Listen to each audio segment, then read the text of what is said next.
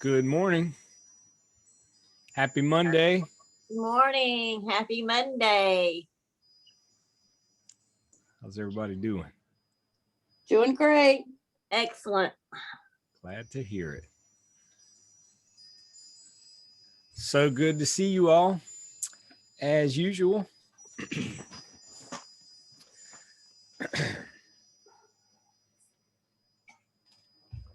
Before we get started today, I'd like to ask you to help me, if you can, get the word out about these. If you know of anybody who might benefit, I know a lot of people watch the recording, which is great. But if anybody's available to join us live and you think it would be a benefit to them, please invite them. Please help me spread the word. Mm-hmm. Today, I want to talk about loss and grief and death and dying.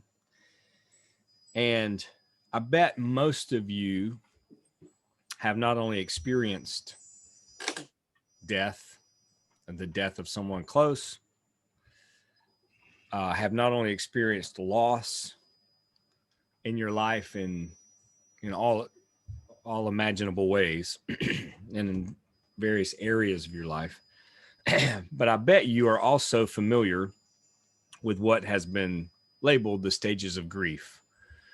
The work that Elizabeth Kubler-Ross did when she was working with terminally ill patients, she began to make observations.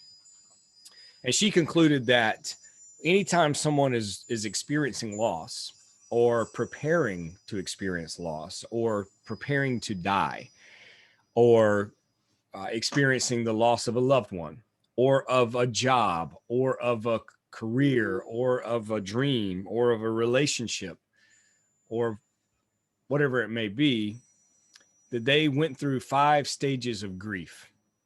That's right. That they actually, she saw a pattern, and she saw that the people she was working with, the people she was observing, experienced all of these 5 stages. Her co-writer, David Kessler, who helped write the book, actually added a 6th stage, which I absolutely adore, and you'll see why in a moment. But I want to talk to you about these 6 stages of grief in the context of the loss that we're all experiencing. Because right now, no matter what's happening in our lives, we're all experiencing loss and grief to one extent or another, in one way or another. And there's rarely a time when we're not. And we're going through a time right now where the entire world is experiencing loss and grief. We're experiencing a global pandemic, a loss of life, a loss of a way of life, a loss of a previous normal that we've never experienced before in our lifetime to this in this extent, to this way with each other, that is affecting the entire world. So we are all right now experiencing loss on a micro individual level, but also on a macro global level. And what Kubler-Ross discovered is that when people are facing death, when people are facing the death of a loved one or loss of any kind, the stages of grief are denial, anger, bargaining, depression, acceptance, and then the one that her co-writer added, which I think should have been a part from the very beginning, the 6th stage would be meaning. Denial, anger, bargaining, depression, acceptance, meaning. Now, there's a lot of criticism in these stages, and perhaps rightly so. And one criticism is that this was not a peer-reviewed study. This was one person's observations of working with terminally ill people. There's other criticisms as well. Some of them probably are justified. Others I don't think are. But from my own experience of my own dealing with loss, dealing with grief, dealing with death, and as someone who over the years has worked with a lot of people in these stages and processes, this rings true to me. And I think there's a lot of truth to this list, to these. It's not to say there aren't other stages. It's not to say there aren't other responses or experiences people have, but I do think this is pretty accurate. And what I would suggest today is that maybe we don't even call them stages. And maybe one of the most dangerous things we can do is to believe that these are stages that we move from one to another, especially, in some sort of orderly fashion or progression that shows growth. Because I can tell you right now, I am personally and globally, like most everybody, experiencing loss and grief. And there are moments where I am Mr. Surrender and fully accepting what is. But it's not like because I am at that place in some moments that I don't also experience denial and anger and bargaining and depression. And just because I'm finding meaning in all these things doesn't take them away. And I also think it's entirely possible to experience many, if not all of these things simultaneously. So to see it as stages that we actually advance through, and to me, that's the key word, the wrong way of thinking, advancing through is, I think, the most dangerous thing we can do.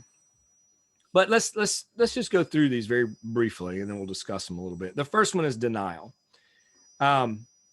When we get bad news, when there's something we don't want to hear, when there's something happening we don't want to be happening, I think it is true that most often, or very often, our initial response is denial. No way. No, absolutely not. That is no. What? That's not, I know often that's my initial reaction. You can ask yourself if it's yours. But in this stage, we get a diagnosis and we say, oh, that's not right. There's a mistake. The records got mixed up. Or that old quack doctor, she doesn't know what she's doing. This is wrong. There's some kind of mistake. Or what if our team loses the big game? No, that didn't happen. That's not.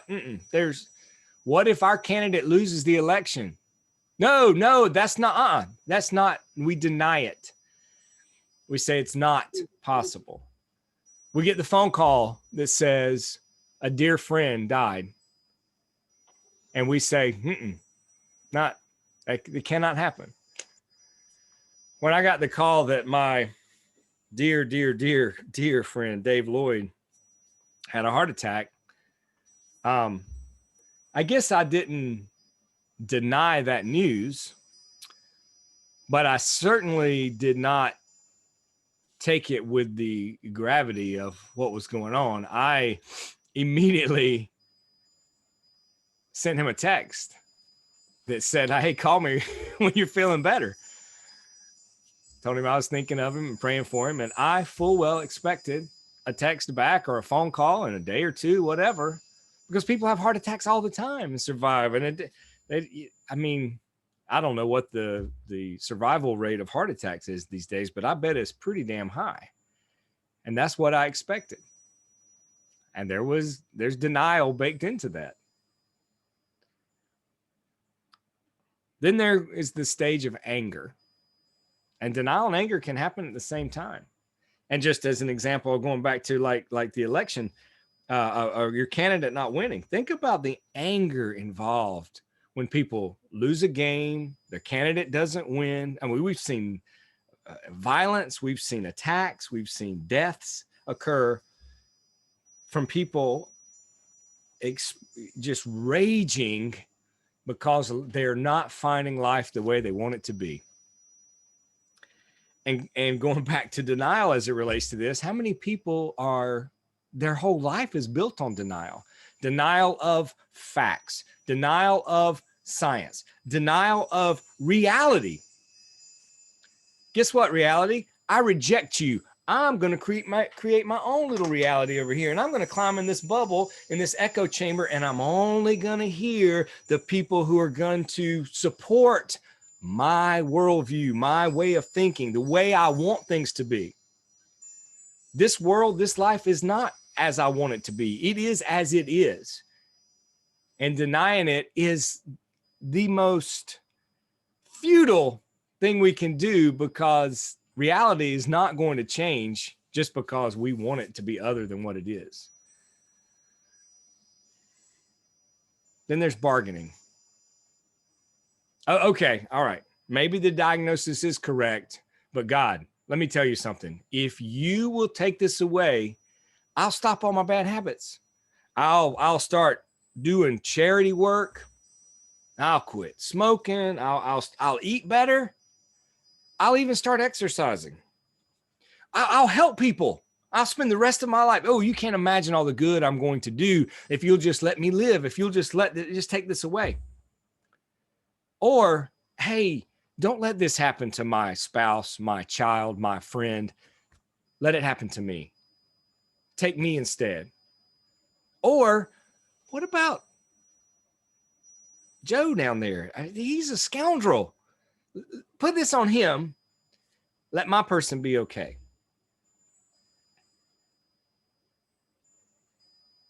Depression. When we probably are still in somewhat having experiencing denial, still somewhat, angry, of course, still bargaining, and yet some of the reality of the situation is breaking through, and so we get depressed. And some part of us acknowledges this sucks. This is so not fair. This is so not right. But some part of us says this is reality, and I hate it. And woe is me, and why this shouldn't be happening to me. I don't deserve this. And we sink deeper and deeper into that dark, dark depression and sadness. The fifth stage, as Kubler-Ross imagines it, is acceptance. I accept what is. Doesn't mean I want it to be this way, but I do accept it. And I accept reality. I accept what is. I accept my powerlessness over reality and the way things are. And maybe I even embrace it. I stop fighting against it. Maybe begin to let go of the anger. Maybe stop bargaining, or maybe I'm still doing those things. I'm not sure, but some part of me is accepting. The sixth response, and that's what my preference is to call them responses instead of stages. Although, I think you can see them as stages, and I think people can work through them as stages, but I just don't think it's as clean or neat as going from one stage to the other, and that we're actually progressing. I think I experience acceptance sometimes, and in the next moment, I'm back in denial. I think I experience acceptance sometimes, and the next moment I'm back in anger. But this final one, which I hope we can get to, and I hope will be a part of everything, is meaning. I write books related about meaning. The name of this gathering is Meaning Mondays, because to me, that's where it's at.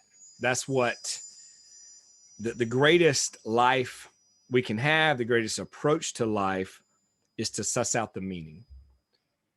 That everything that happens to us, around us, in us, can be meaningful. It won't be automatically.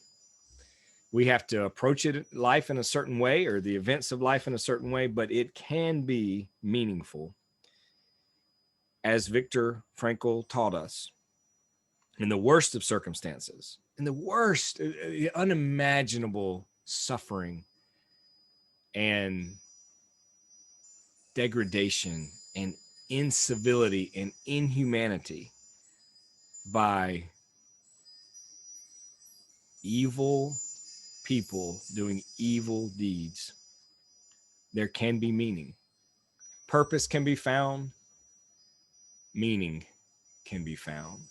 And I think that's true of everything we experience.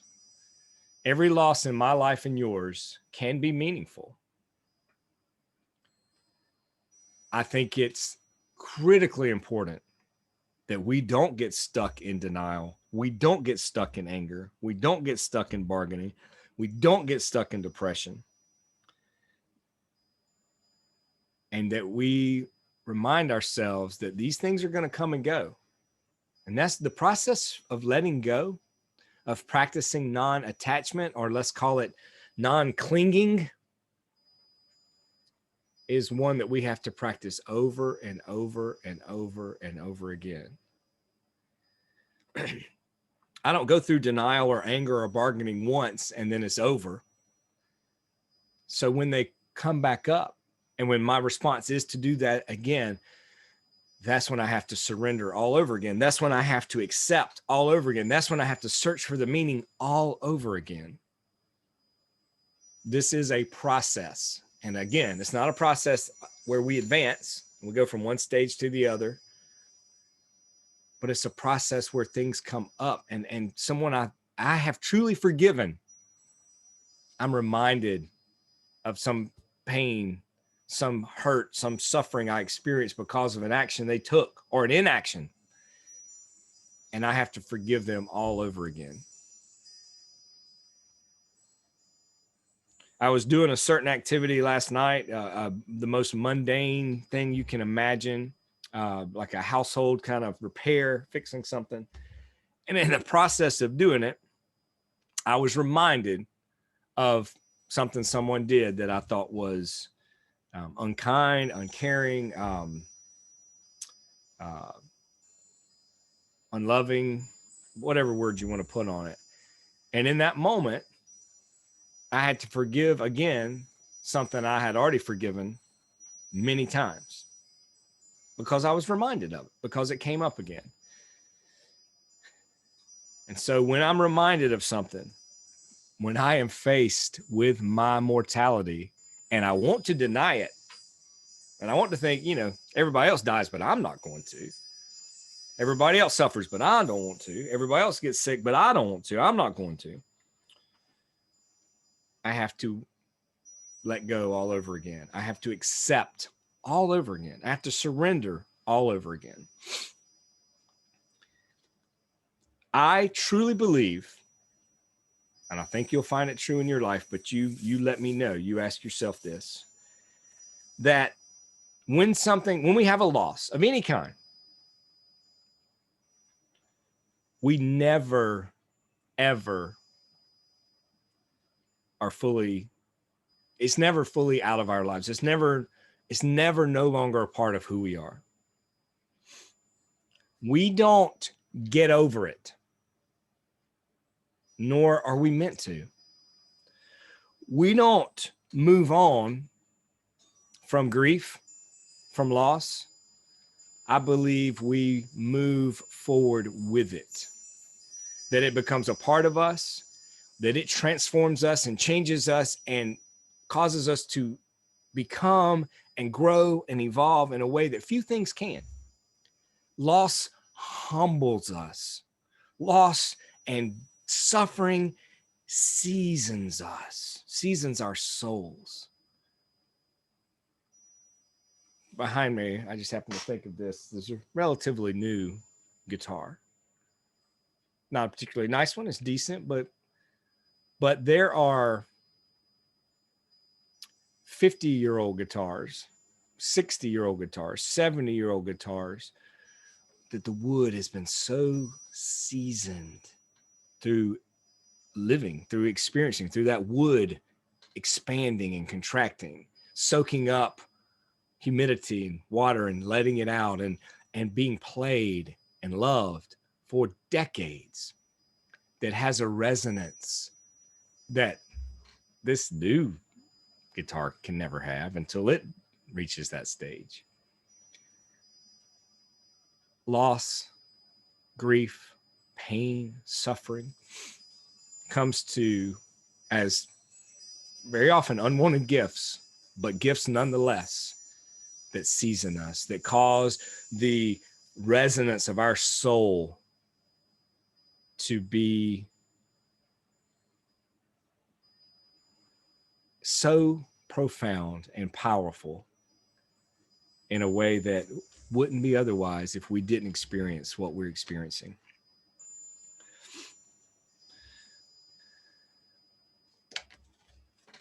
Which reminds me of one of my favorite quotes by Hafiz. And I try to always remember this when I am suffering, when I am going through something that is painful and difficult. And he says, don't surrender your loneliness so quickly.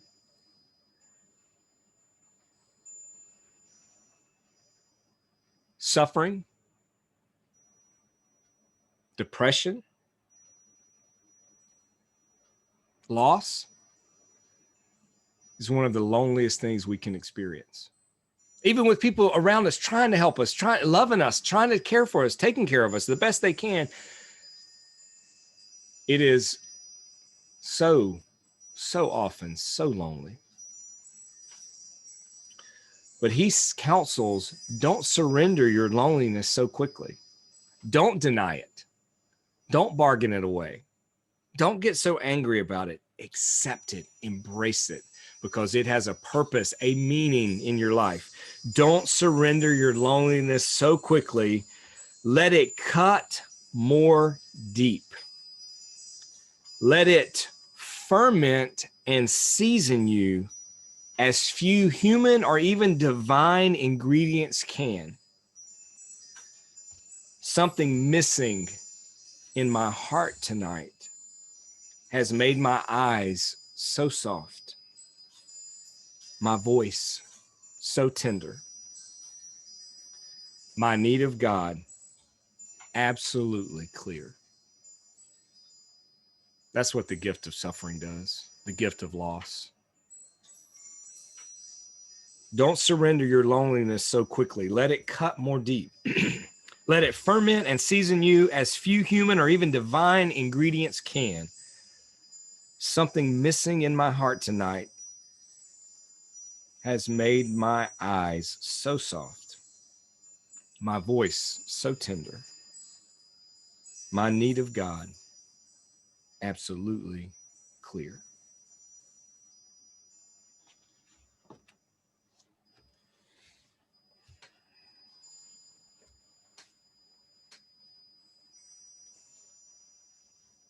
Love to hear your response, your thoughts.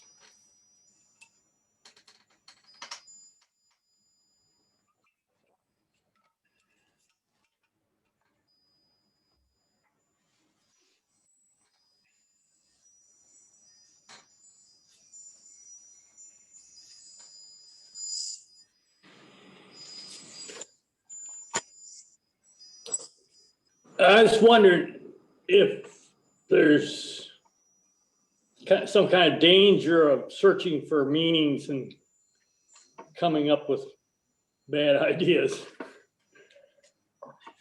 Absolutely. I think there's false and substitute, shallow meaning. I think that's why we need to always be searching and always trying to go deeper. Very often there's the not necessarily the fake, but the counterfeit in a way, or the partial. Jesus spoke about those people who build their houses on sand instead of the rock, instead of the foundation of rock. But sand are particles of rock, right? It's related, if not the exact same material. There's always the counterfeit, or there's always the partial. And so to me, what you're saying is that our seeking needs to be continual. And if we continuously seek meaning and not just take the first quick answer, the obvious, I mean, maybe we accept it and take it, but then we keep going. We keep trying to go deeper. And we don't just accept what others tell us is the meaning of something. We find it for ourselves. I think of some opposites. Some people search for meaning and they might automatically go to blame. They want to blame something or somebody. And some even go so far as vengeance because of a death. But then other people, like the famous example, the Amish school kids that got killed and they forgave the people that did it. And the people that take up a new cause when they're searching for meaning and say, this should not happen again. And we get Mothers Against Drunk Driving and get laws changed, and we get charity events started, the Run for Life type thing. Absolutely. So there's all kinds of ways to find meaning. And in every one, we have to be so careful not to let that become an idol, not let that become a distraction. What Hafiz is saying is that these are gifts that are meant to do things in us that nothing else can. That's right. We distract ourselves with projects, even making a project of ourselves. We're going to miss out on these gifts, on what they have to bring us. And you're right. And I should have mentioned in the anger stage, blame is such a big part of that. And those who are walking around with enemies, religious people who believe people of another religion are their enemies, political people who believe another political party or another worldview or is their actual enemy. They're willing to take up weapons. They'd like to do damage. They wish ill on others because of a difference in beliefs or a worldview or politics, religion, whatever, culture. They're looking for someone to blame. They're saying that, what's wrong with the world? You are. It's you. You're the problem. And if we could just get rid of you and you're kind, the world would be a great place.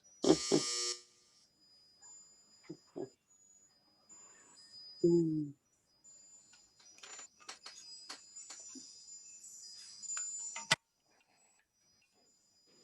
Michael. Hey. Hey, great topic. I generally don't like the idea of the stages because it promoted exactly what you talked about, this linear idea, like I'm going to progress through this and bingo, I'm all healed and I'm all done. So I love the idea that you said that maybe responses. Another idea that I found is helpful is thinking of this as waves that come and go, and it's not linear. It can come at any time. It can begin to lessen and recede and then come again. I had not heard of the meaning as the six stage or six responses, if you will. So I really like adding that. I think it's incredibly difficult. I'm going to be thinking about some of these topics that you brought up, even the distraction of making ourselves a project. I thought, okay, I need to think about that one. And that being distracted by just trying to find meaning in it all. Sometimes it just sucks. Right. And yeah, and being able to sit with that is really difficult. I guess because of what you were sharing, even with a good support system, there are certain things, yet you are alone and on that journey. So anyway, just thank you for all the thought-provoking things, and just recognizing there's so many different losses too, and exactly what we're going through right now is a loss, and so many different losses. You know, losses of jobs, losses of living conditions from Hurricane Michael, displacement. I mean, there's just been so many losses in our community. So this is just a really good topic to recognize that. Thank you so much. Thank you. Love what you said. And I love the concept of waves, and it definitely, all these are ebb and flows. Mm.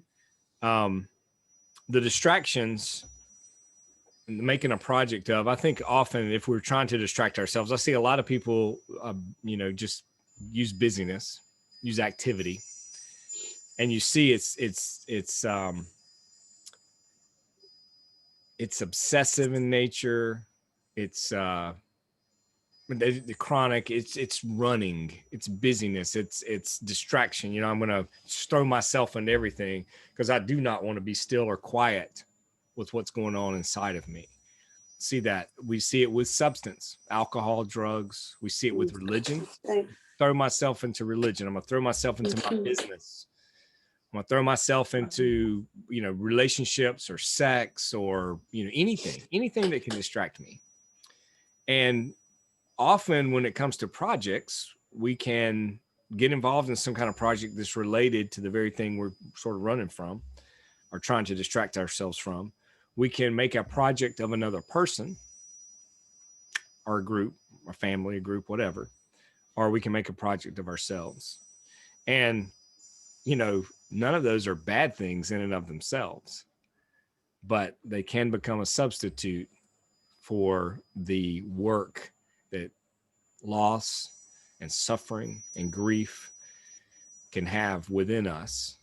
Because, and that's the key thing in everything is our focus outward or is it inward? Mm-hmm. We should be going in. We should be going deep down as we possibly can, instead of outside of if I'm outside, I am doing projects. I am busy. I am distracted. If I'm going inside, then this is having its best effect it can. Michael, Thank you.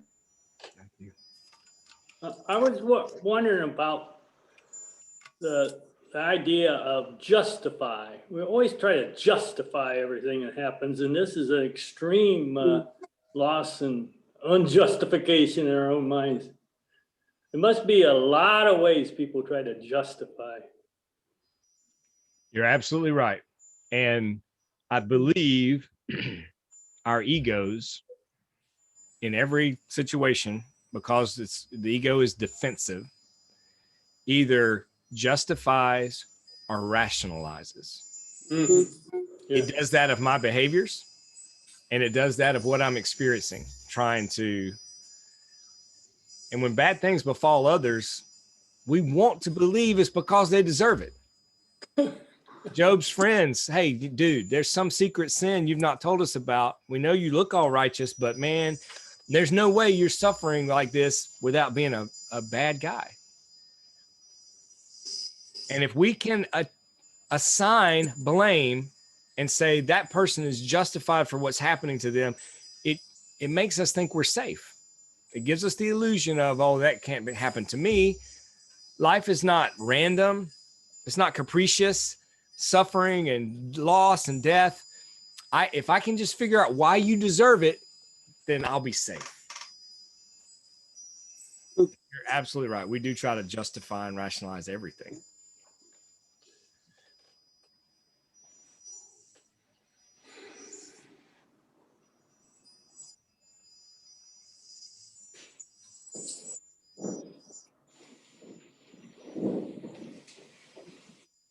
Who wants to sit with suffering?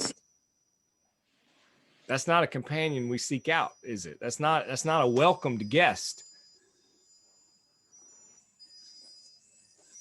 But Hafiz says, don't let go of that loneliness so quickly. Rumi says this life is a guest house, and every day unwanted guests arrive. We should greet everyone as the best host possible. Say, I know you were sent from beyond for me, for my betterment. Welcome, friend. That's not easy. It's not automatic, but I think it should be our goal. And if because of my ego, because of my ignorance, because of my arrogance, because of my just everything that's wrong with me, if my initial reaction is to not welcome that guest, I hope that as quickly as possible, I will work through it so I can accept and receive and welcome the loss, welcome the suffering, welcome this guest that I didn't invite, but God, the universe, life sent me because he, she, they, it knows far better than I do what I need. And we're out of time. Zoom is cutting us off. Thank you so much. I hope this is helpful. I know I needed it. And I sure appreciate you being here. And I hope to see you next Monday. Thank you, Michael. You. Thank you. Awesome speech. Thank you. Yes.